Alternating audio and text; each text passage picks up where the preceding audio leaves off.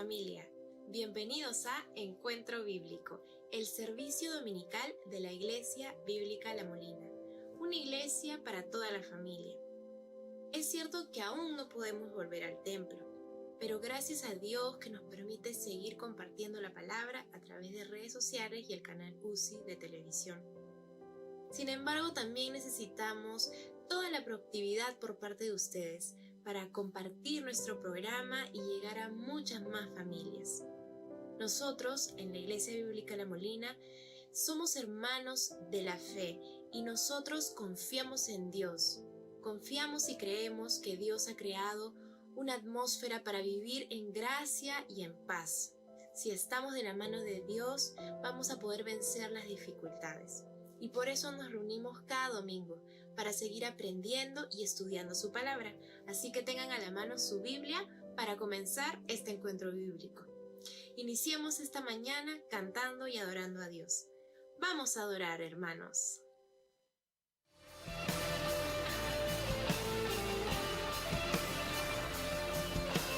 Esperaré a ver los muros caer, se derribarán ante tu nombre. Hay una canción que fluye en todo mi ser y sin temor lo declararé. Eres de luz, eres tinieblas, nada te para. Eres el Dios de promesas, se cumplirá cada palabra. No hay quien te detenga. Eres el Dios de promesas.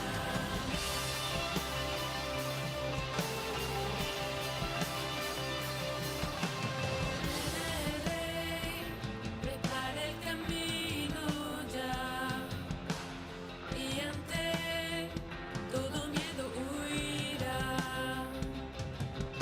Cadenas rompió, Cristo dio libertad, resucitó y aquí está. Eres la luz, eres tinieblas,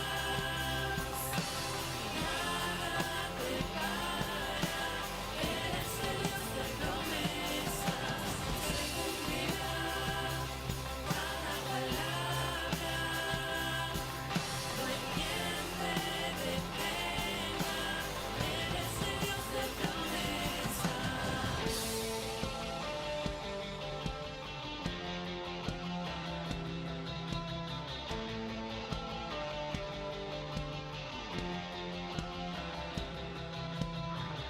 La oscuridad no prevalecerá.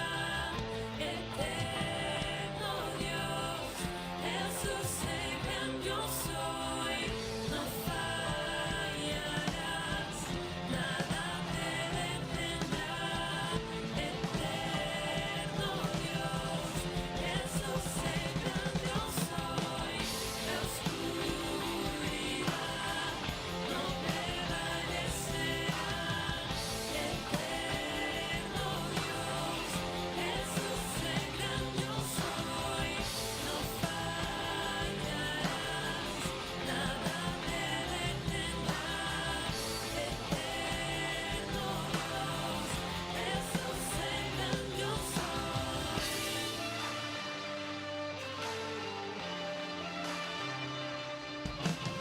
Eres la luz, vences tinieblas, nada te para. Eres el Dios de promesas, se cumplirá cada palabra. No hay quien te detenga. Eres el Dios de promesas.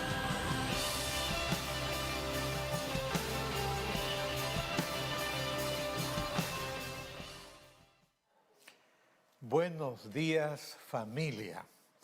Qué alegría volver a estar juntos.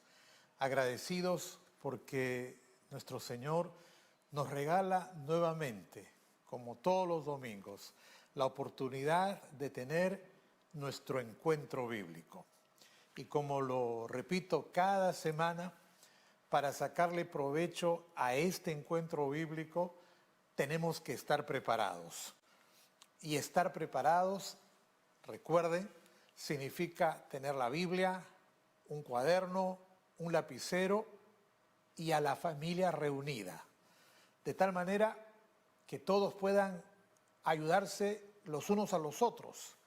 De tal manera que todos estén en condiciones de participar. Porque en los minutos que siguen, mientras tengo el privilegio de enseñar la palabra, mi expectativa es que tú participes a través de tus comentarios, de tus preguntas en las redes o de los mensajes que quieras enviarnos en el WhatsApp.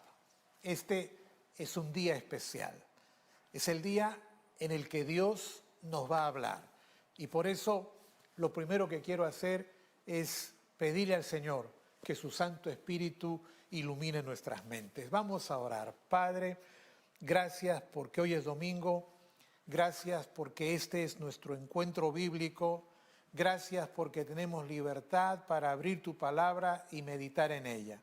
Señor, en medio de todas las circunstancias que atravesamos, te queremos pedir que hoy la exposición de tu palabra sea pertinente a cada uno de nosotros. Que hoy recibamos respuesta, instrucción, sabiduría para vivir como a ti te agrada. Te lo pedimos en el nombre de Jesús, nuestro Salvador. Amén. Amén. Muy bien. Lo primero que quiero hacer en esta mañana es señalar un detalle. ¿Ok? No sé si se han dado cuenta, pero miren por favor el calendario, porque solo faltan 10 días para que lleguemos al bicentenario. Solo faltan 10 días para el bicentenario. Y deberíamos de estar en otra situación, emocionados, expectantes.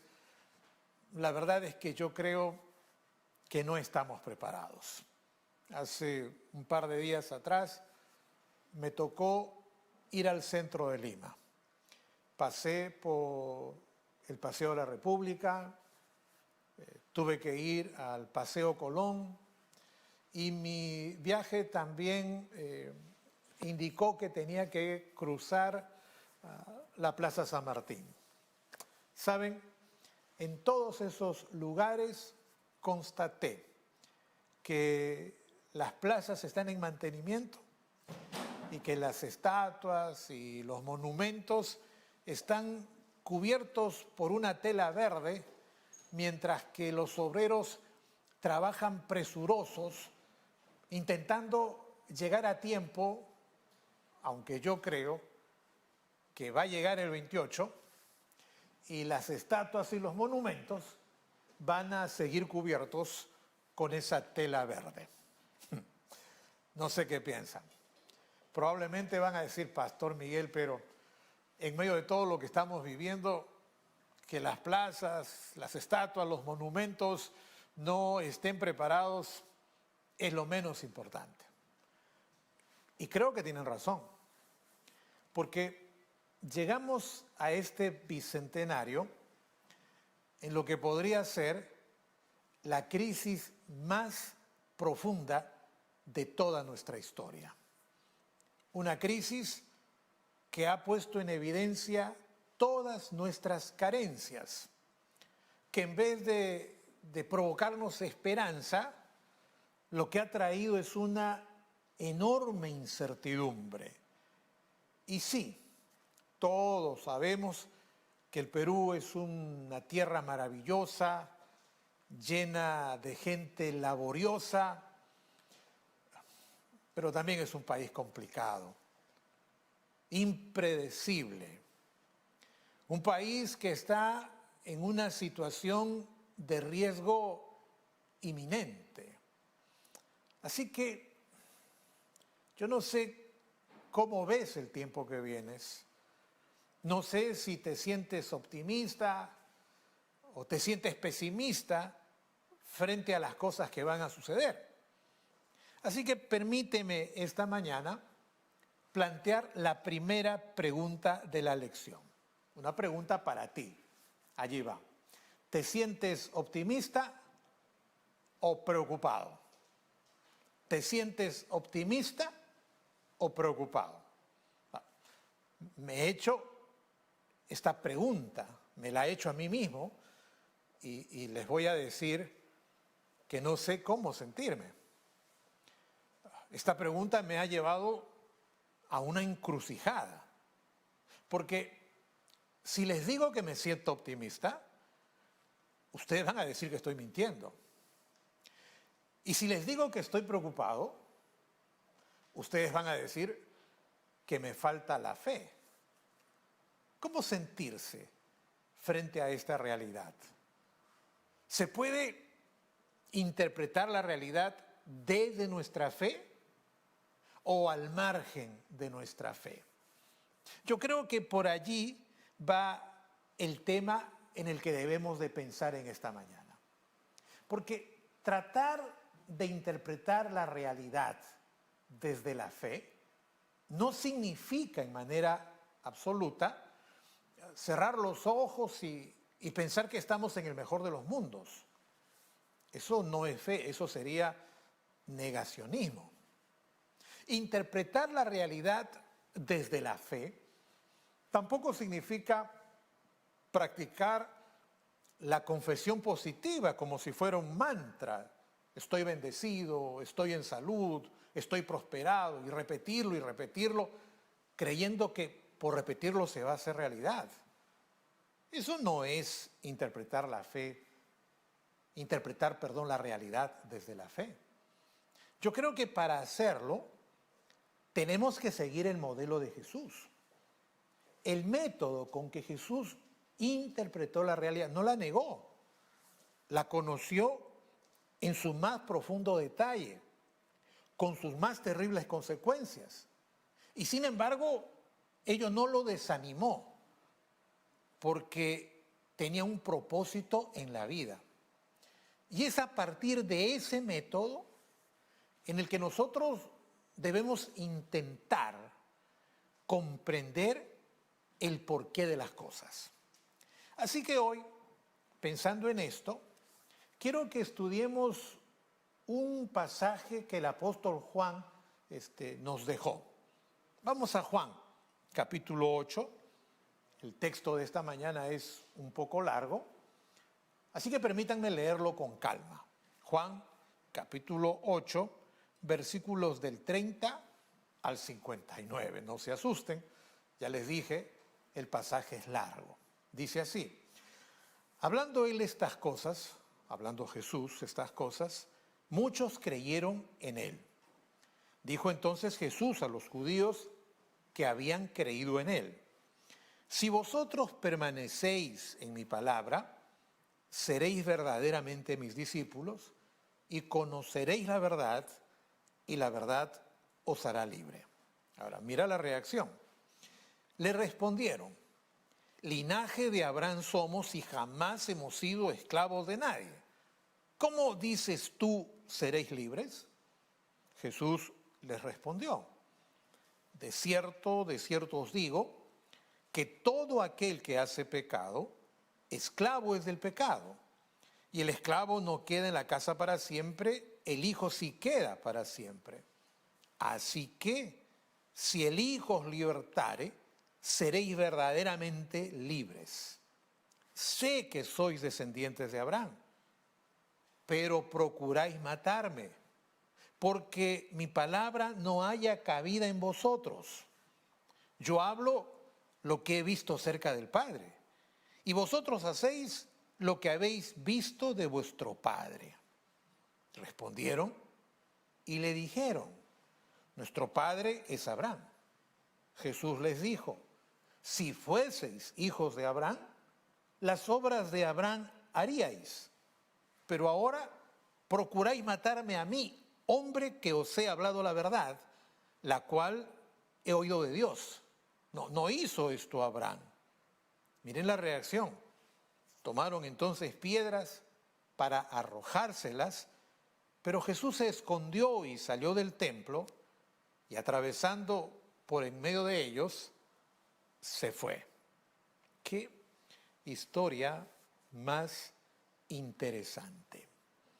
Ahora, yo tengo algunos detalles que considerar. Por ejemplo, primer detalle, todo esto que hemos leído ocurrió días previos a la crucifixión de Jesús. Eso significa que el Evangelio de Juan no sigue la misma cronología de los tres primeros. Se enfoca sobre todo en la última semana de la vida de Jesús. Por eso estamos apenas en el capítulo 8 de Juan y él ya nos está contando las cosas que sucedieron la última semana de la vida terrenal del Señor. Así que ese es el primer detalle. Esta historia corresponde a esa última parte, a esa última semana de la vida de Jesús, número uno. Número dos, en esa última semana, siguiendo la historia de Juan, debemos comprender que Jesús estuvo entrando y saliendo de Jerusalén. En la mañana llegaba a la ciudad, iba al templo, buscaba un espacio en el patio y comenzaba a enseñar y a ministrar a la gente. Llegaba la tarde, Jesús se despedía de las personas y emprendía el viaje para Betania. Descansaba en Betania y al día siguiente volvía a la labor. Iba al templo, se ubicaba en el patio, comenzaba a enseñar y ministrar, la gente lo escuchaba, caía la tarde y regresaba a Betania. Jesús estuvo en un ir y venir, sin que nadie le impidiese moverse, con absoluta libertad. ¿Ok? Número 3. El capítulo 8 de Juan nos dice que una de esas tardes, los fariseos llegaron ante Jesús y arrojaron delante del maestro a una mujer que había sido sorprendida en adulterio. La dejaron tirada en el suelo y le preguntaron cómo tenían que castigarla. Esto merece otro comentario. Porque la ley era precisa, exacta, en señalar el castigo que una virgen que caía en adulterio tenía que recibir. Deuteronomio 22 dice que el castigo era ser apedreada. Pero la Biblia no tenía la misma precisión para señalar cuál era el castigo de una mujer casada sorprendida en adulterio. Y como el castigo no estaba precisado y los fariseos eran amantes del legalismo, la historia nos cuenta que habían armado largas discusiones sobre cuál era el castigo más pertinente, un trabajo ocioso. Algunos pensaban que lo más pertinente era apedrearla, mientras que otros pensaban que lo más pertinente era ahorcarla. Terrible discusión. Con esa discusión a cuestas, llegan ante Jesús y le dicen: tú que dices que eres maestro, resuelve la pregunta. ¿Cómo castigamos a esta mujer que ha sido sorprendida en adulterio? Claro, la pregunta era capciosa. Porque si Jesús decía que tenía que ser apedreada o ahorcada, entonces los romanos se levantaban para acusarlo de sedicioso. Pero si Jesús decía que era inocente, entonces los fariseos levantaban la voz para acusarlo de blasfemo. Una pregunta capciosa. Aquí, en este capítulo 8, encontramos esa respuesta célebre que Jesucristo les dio. Ustedes la conocen. Yo voy a leerla. El que de vosotros esté sin pecado, sea el primero en arrojar la piedra sobre ella. El que de vosotros esté sin pecado, sea el primero en arrojar la piedra. ¿quién iba a ser el primero en arrojar la piedra? Nadie. Nadie antes y nadie ahora. Porque en realidad esta circunstancia le permitió al Señor señalar una verdad. Todos estamos en pecado. Así que Jesús aprovecha la trampa para señalar la condición espiritual de toda la humanidad. ¿Están conmigo? Lo interesante de esta historia no solo es la respuesta de Jesús, sino el resultado de esa respuesta. Porque si ustedes leen el capítulo 8 de Juan, se darán cuenta que los fariseos huyeron, que los fanáticos religiosos se retiraron, pero que unos cuantos se quedaron con él. Unos cuantos se quedaron con él. Pregúntenme por qué. Pregúntenme por qué. Y entonces respondo. Dice Juan, 2 puntos, toma nota por favor, se quedaron porque creyeron en él. Porque creyeron en él. Tómale foto. Un aplauso para estas personas. Esas personas creyeron en él. Pero la historia no se acaba allí. Porque a renglón seguido, la historia que Juan nos cuenta presenta una contradicción. Primero, creyeron en él. Por eso se quedaron.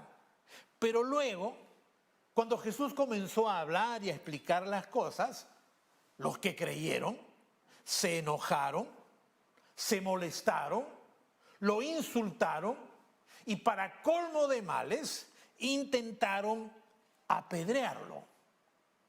¿Cómo se entiende eso? Primero creyeron en él y después se molestaron con él. Eso parece una contradicción. Eso indicaría una conducta esquizofrénica. Lo indicaría, o podría señalarnos algo más obvio. Podría estar señalándonos que creer no basta. Que en relación con Jesús, creer no basta. Se necesita algo más. Por eso, tal vez por eso, en otra parte de la Biblia, nosotros leemos palabras como ¿crees en Dios? ¿Qué mérito hay? También los demonios creen y tiemblan. Es decir, de acuerdo a esta historia, creer no basta. Se necesita algo más. ¿Qué cosa? ¿Qué falta? ¿Qué cosa es lo que tenemos que añadir? Y Jesucristo nos lo explica. Porque si has leído conmigo el pasaje bíblico, entonces te darás cuenta que Jesús dijo que además de creer en él, debemos, 2 puntos, le pongo énfasis, debemos permanecer en su palabra. Ese es un detalle que vale la pena entender. Creer no basta. Debemos permanecer en su palabra. Debemos permanecer en su palabra. Debemos permanecer en su palabra. Perdón, pastor. Pero ¿qué significa el verbo permanecer? Porque la clave de esta declaración es el verbo permanecer. ¿Qué significa permanecer? Y respondo, significa mantener el compromiso con Cristo. En la historia, un grupo de judíos creyeron en Jesús. Por eso se quedaron en el patio con él. Se quedaron para demostrar que creían en él. Pero el problema es que no mantuvieron ese compromiso inicial. Fue un compromiso que les duró un momento y luego se fumó, desapareció, porque el compromiso se transformó en cólera, en fastidio, en intento de asesinato. ¿Qué cosa estoy hablando? Que mantener nuestro compromiso con Cristo siempre es difícil. ¿Me entendiste? Lo repito. Lo que nos señala esta historia es que mantener nuestro compromiso con Cristo siempre es difícil. Pruebas al canto. Fue difícil mantener el compromiso con Cristo porque la gente lo seguía solo porque le satisfacía sus necesidades materiales. Y por eso en Juan capítulo 2 leemos estas palabras. Estando en Jerusalén en la fiesta de la Pascua, muchos creyeron en su nombre, viendo las señales que hacía, punto seguido, pero Jesús no se fiaba de ellos porque conocía a todos. Así que lo seguían por conveniencia. Número 2, este asunto de seguirlo fue una dificultad a lo largo de toda la vida de Jesús, porque querían seguirlo, pero tenían miedo al qué dirán. Y por eso otra vez, en el capítulo 12 de Juan, se nos cuenta este detalle. Dice, con todo eso, aún de los gobernantes, muchos creyeron en él, pero por causa de los fariseos no lo confesaban para no ser expulsados de la sinagoga, porque amaban más la gloria de los hombres que la gloria de Dios. Vuelvo a repetirlo. Mantener nuestro compromiso con Cristo siempre es una dificultad. Lo fue con esa gente que lo seguía por conveniencia, lo fue con esa gente que lo seguía pero tenía temor al prejuicio, y lo es con nosotros, que siendo cristianos, representando casi el 20% de esta nación, no hemos logrado transformar nuestra realidad. ¿Y por qué no lo hemos logrado? Porque la Biblia dice que la clave no es creer, sino permanecer en Él. Por eso Jesucristo dijo en Juan 15:7, permaneced en mí y yo en vosotros.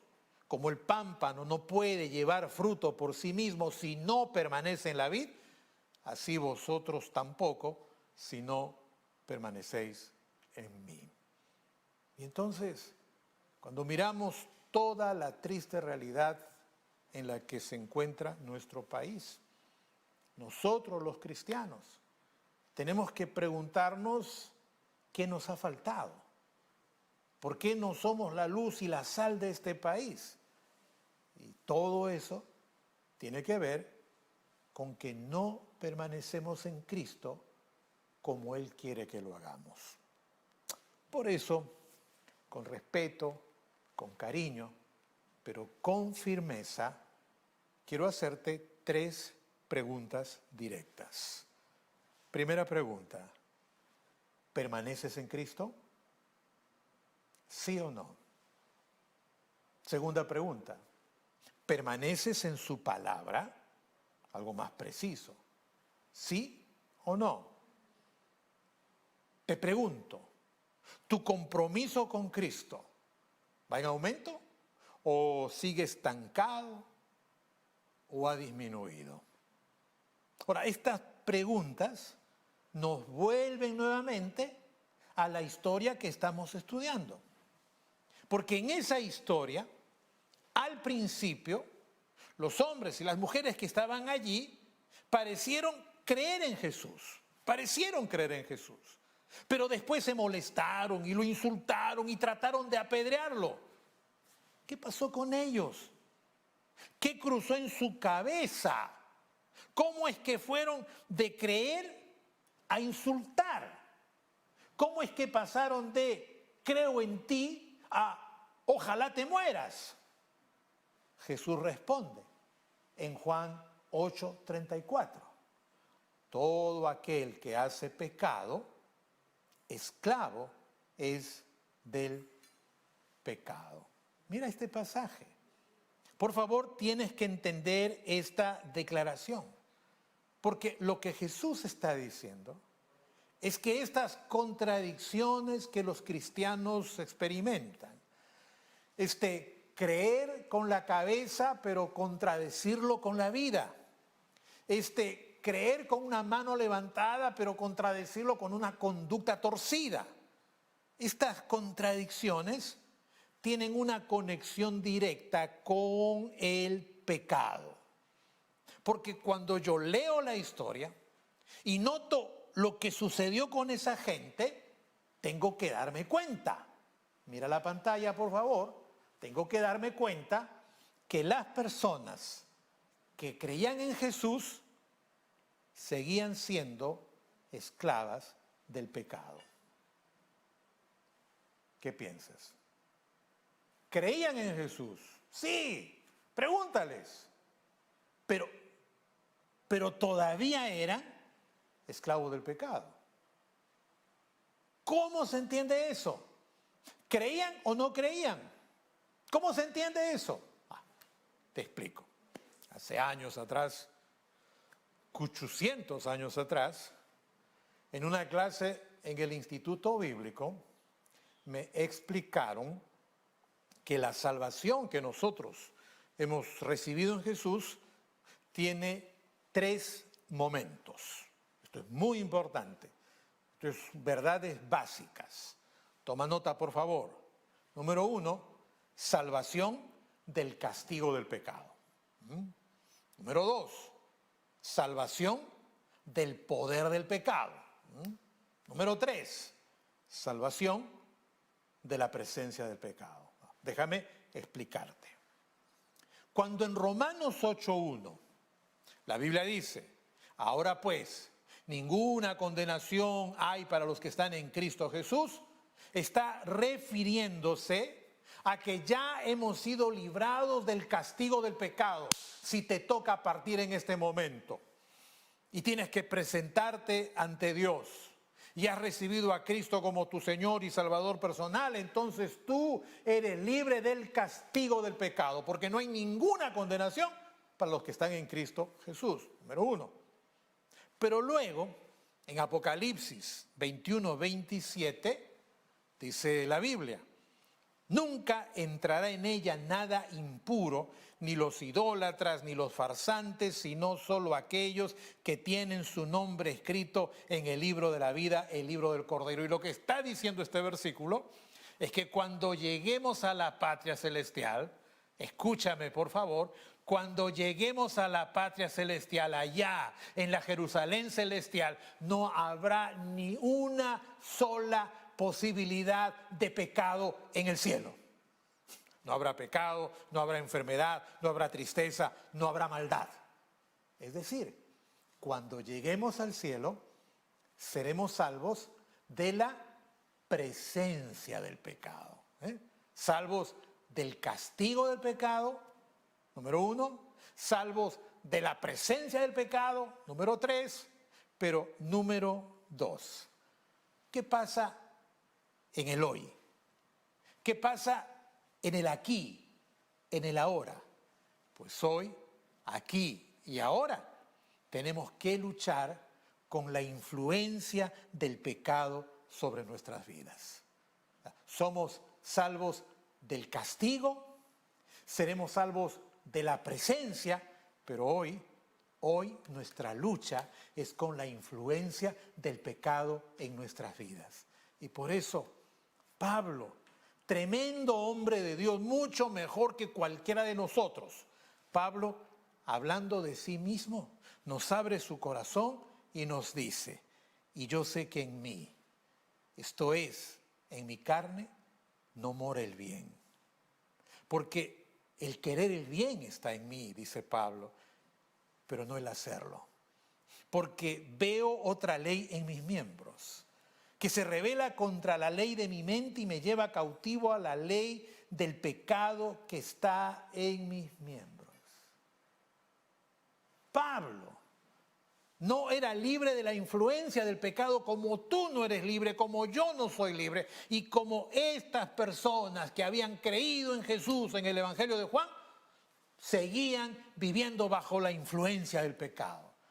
Ellos no se daban cuenta que necesitaban liberarse no solo de la condenación del pecado, no solo de la presencia del pecado, pero ellos tenían que entender, 2 puntos, que no estaban listos a reconocer que necesitaban ser libres de la influencia del pecado en su diario vivir. y porque no lo querían reconocer, cuando Jesús les habla de libertad, ellos se molestan y dicen, nosotros jamás hemos sido esclavos de nadie. Y cuando Jesús les dice que están encadenados al mal, ellos dicen que eso no es verdad. Y por eso se van molestando con Jesús, se van fastidiando con Jesús. Y entonces le dicen, nosotros no somos esclavos de nadie, nosotros no tenemos ningún problema. Por favor, respétanos. Lo que estoy diciendo es muy importante. Porque si traemos esta realidad al tiempo presente, entonces tenemos que admitir que el día de hoy hay creyentes que ya experimentaron la salvación de la condena del pecado. Sí, si les toca partir van a ir al cielo. Ya tienen una entrada segura a la patria celestial. Pero esos mismos creyentes todavía viven encadenados a maldiciones generacionales, ataduras espirituales y raíces de amargura. ¿Verdad o mentira? ¿Verdad o mentira? Pastor, ¿y cómo puedo saber si yo estoy atado a maldiciones generacionales? Muy fácil, muy fácil. Los síntomas son debilidades, defectos, traumas y cosas similares. ¿Tienes defectos? ¿Tienes traumas? ¿Hay cosas feas en tu vida?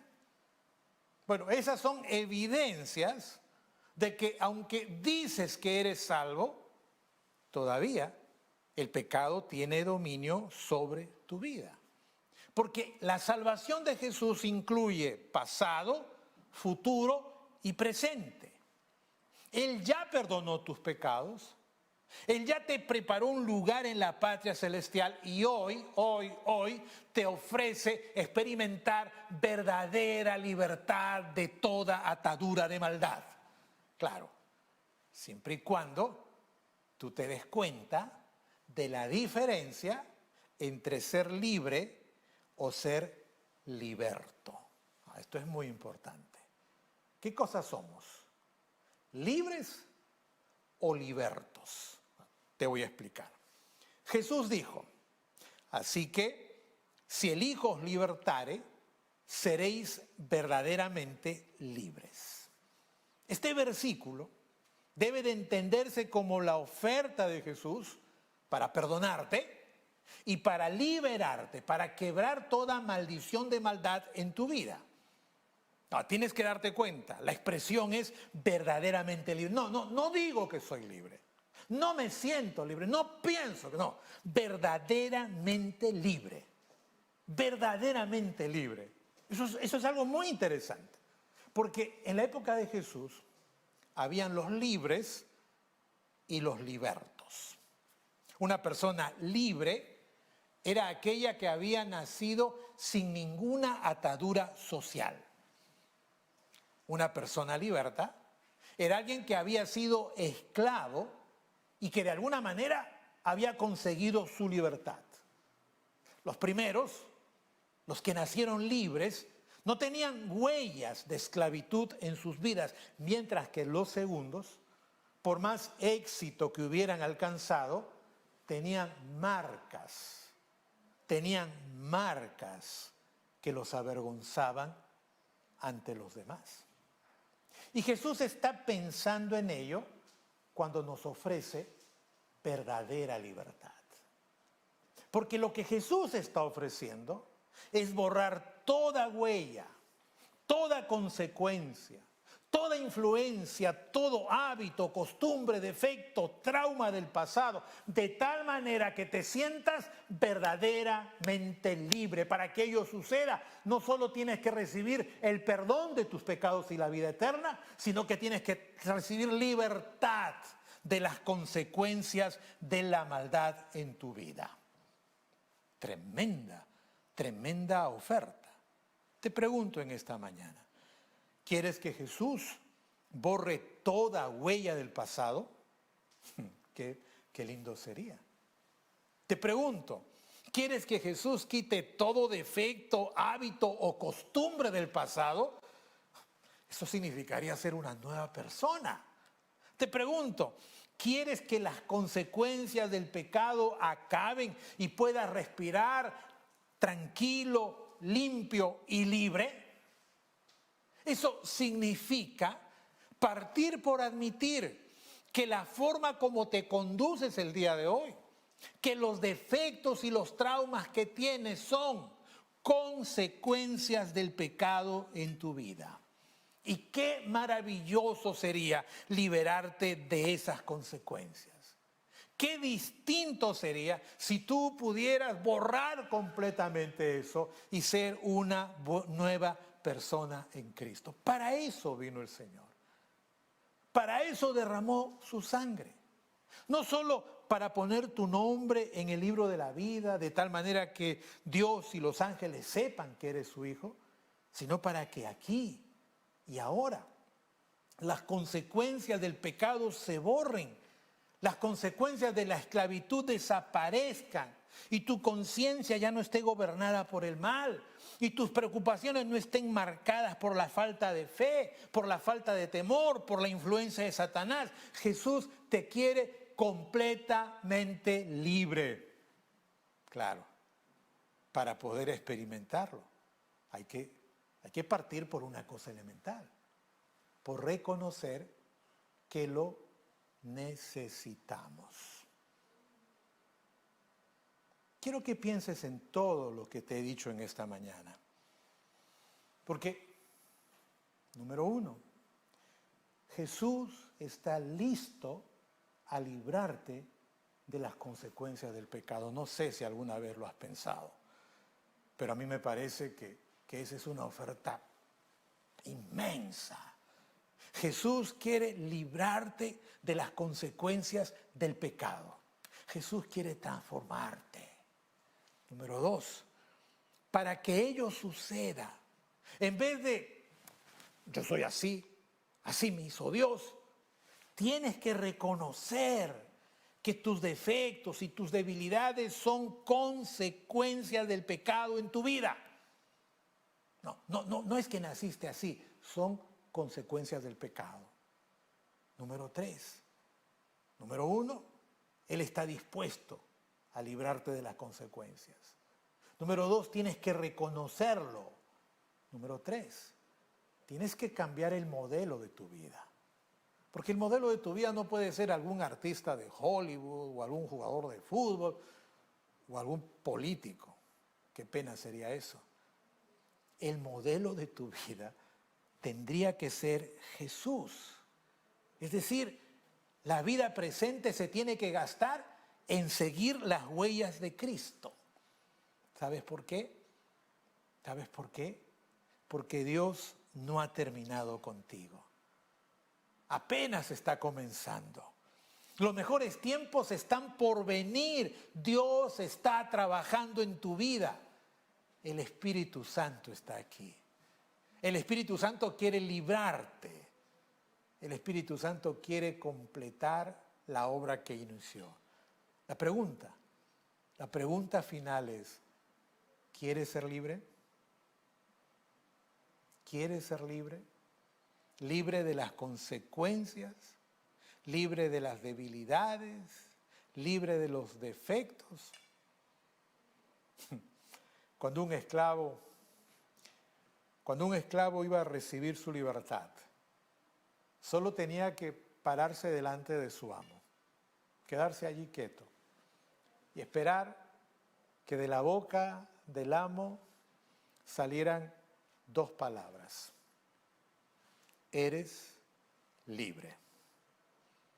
A reglón seguido, lo que tenía que hacer el esclavo era creer en esas palabras y vivir en libertad.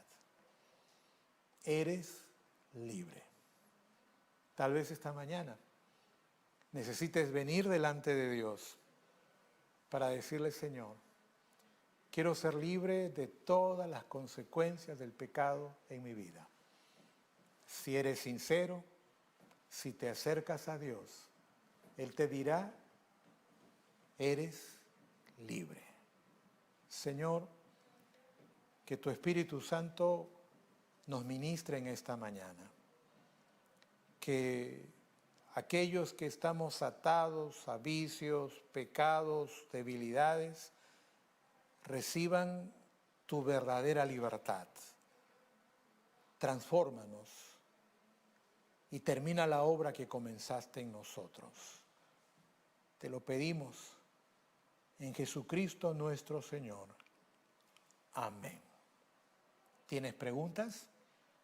¿Han surgido cosas que quieres contar? Escríbeme. Ponte en contacto con nosotros, con todo el amor de Dios.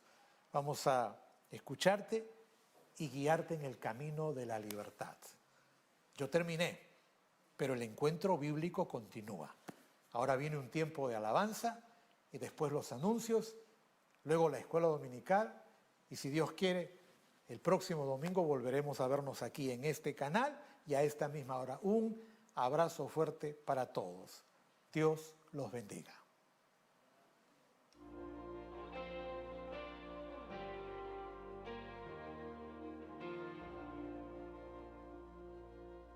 No prosperará el arma forjada, la oscuridad no prevalecerá, porque el Dios que sirvo siempre triunfará. Mi Dios no fallará,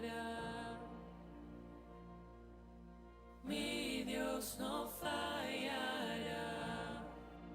Voy a ver la victoria, voy a ver la victoria.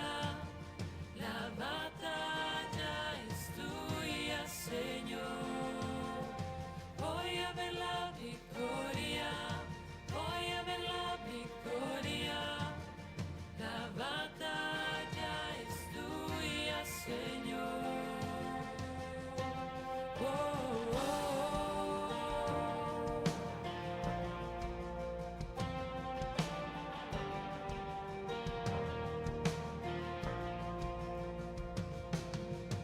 hay poder en el nombre de Cristo.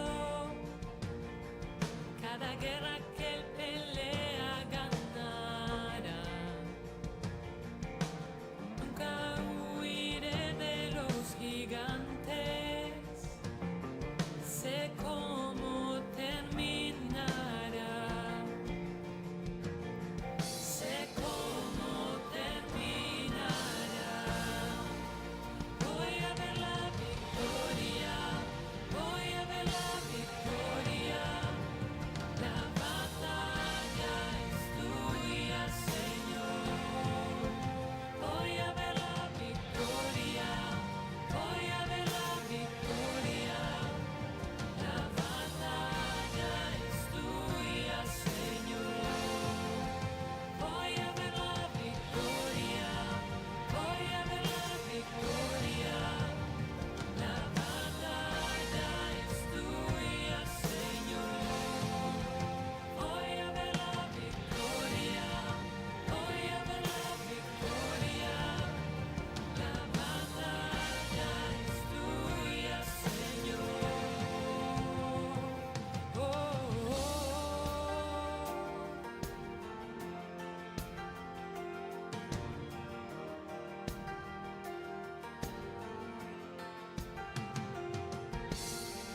Todo lo que viene del enemigo lo transformas para bien, lo transformas para bien. Todo lo que viene del enemigo lo transformas para bien, lo transformas para bien. Todo lo que viene del enemigo lo transformas para bien, lo transformas para bien. Todo lo que viene del enemigo lo transformas para bien, lo transformas para bien.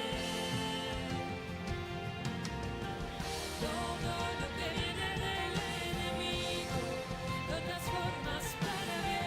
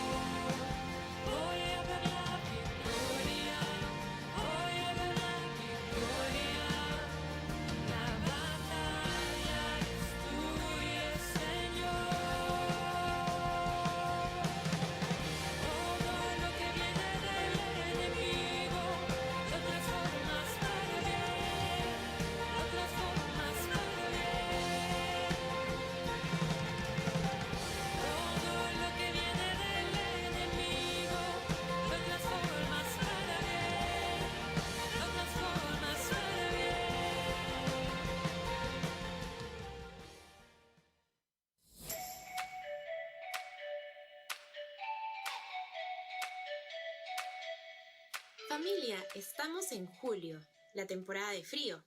Hace frío, así que me pongo mi gorrito para estar más abrigada. Sin embargo, hay niños y familias que no tienen acceso al abrigo. Así que te invitamos a ser parte de la campaña Tuve frío y me abrigaste, como dice la palabra en Mateo 25:35. Tuve frío y me abrigaste, estuve enfermo y me cuidaste. Hay niños esperando ser atendidos afuera del Hospital del Niño, aquí en Lima, Perú. Y ellos tienen frío, así que nosotros vamos a llevar donaciones de gorritos, chalinas, mantitas de polar, todo lo que los pueda abrigar. Puedes dejar tus donaciones en nuestro templo de la Iglesia Bíblica La Molina. Estaremos muy contentos de que todos ustedes se unan a este programa de Ver por ellos. También quiero invitarlos a participar a nuestros servicios de oración, porque Encuentro Bíblico es un programa de los domingos, pero durante toda la semana nos mantenemos conectados como iglesia. Puedes participar en la oración matutina los martes, jueves y sábados. Esta es una oración que se hace a través de la plataforma Zoom. Te unes a una videollamada, así que síguenos en nuestras redes sociales, escríbenos por WhatsApp para que te podamos enviar el enlace y te puedas conectar. Y también tenemos nuestro servicio de oración online todos los miércoles, que nos conectamos a través de una transmisión en vivo en Facebook para orar juntos. Donde están 2 o 3, ahí está Jesús en medio de ellos y la oración es muy poderosa. Sigamos clamando y pidiéndole al Señor. Puedes enviar tus pedidos de oración a través de nuestro banco de solicitudes de oración. Es un enlace que si nos los pides a través de las redes sociales te lo vamos a hacer llegar porque todos tenemos motivos, enfermedad, trabajo, salud familiar y muchos otros temas más y tenemos que seguir juntos en oración, hermanos. También quiero invitarlos a que participen en La Biblia Responde. Es un programa que es todos los jueves a las 5 de la tarde, donde el pastor Miguel recibe las preguntas y las responde basadas en la Biblia. Él está acompañado del Espíritu Santo para poder responder todas nuestras dudas y preguntas acerca de cualquier tema de la Biblia, temas actuales. Te animo a que mandes tu pregunta y seas parte de nuestro programa La Biblia Responde. La Pequeña Ibe es el programa para los niños. Los niños tienen su programa todos los domingos a las 11 de la mañana. Así que terminando Encuentro Bíblico, conecten a sus pequeños a nuestro programa. La tarea de la Pequeña Ibe es hablar a los niños del grande amor de Dios. Los niños tienen que aprender acerca de los personajes de la Biblia, del Antiguo y del Nuevo Testamento, porque son personajes que amaron y obedecieron a Dios, y ellos son verdaderos héroes. Tenemos nuestra página web. Si aún no nos has visitado, es www.ibelamolina.com. Ahí encontrarás toda la información de nuestra iglesia, pero también encontrarás los especiales devocionales de nuestra hermana Marta Vilches de Verdales. Ella escribe a diario y así que los invito a entrar para leer y hacer su devocional, estudiar la palabra de la Biblia y ustedes también hacer sus propios devocionales. Estamos contentos cuando vemos que comparten en sus redes sociales toda la información de nuestra web y de nuestras redes sociales, de Facebook. Quiero recordarles que todos los domingos presentamos nuestros diezmos y nuestras ofrendas al Señor Jesús. Así que vamos a orar, hermanos. Amado Padre Celestial, Papito lindo, en este día, Señor, te pido perdón por todos mis pecados. Te doy gracias, Señor, infinitas, porque soy tu hija, por tu amor y tu misericordia. Padre amado, el día de hoy quiero orar especialmente, Señor, por los diezmos y las ofrendas, Señor, para que tú toques el corazón, el espíritu, el entendimiento de mis hermanos. Así como un día tú tocaste mi corazón, Señor, te pido para que les hagas entender qué significa el diezmo, Señor, del producto de nuestro trabajo, de nuestros ingresos, ese trabajo que tú nos has dado, Señor. Diezmemos con amor para tu obra, para seguir extendiendo tu reino, Señor amado. Padre, quítanos, Señor, de nuestro corazón todo egoísmo, que seamos dadores alegres, así como un día lo hiciste conmigo. Gracias, Padre, porque sé, Señor, que tú harás. Todo te lo pido en nombre de Jesús. Amén. Amén. Nos vemos la próxima semana en Encuentro Bíblico a las 10 de la mañana. Esperamos que participen en todos los programas que les acabo de contar y que tengan una bendecida semana. Y no se olviden de la campaña Tuve frío y me abrigaste. Más información en nuestras redes sociales. ¡Bendiciones!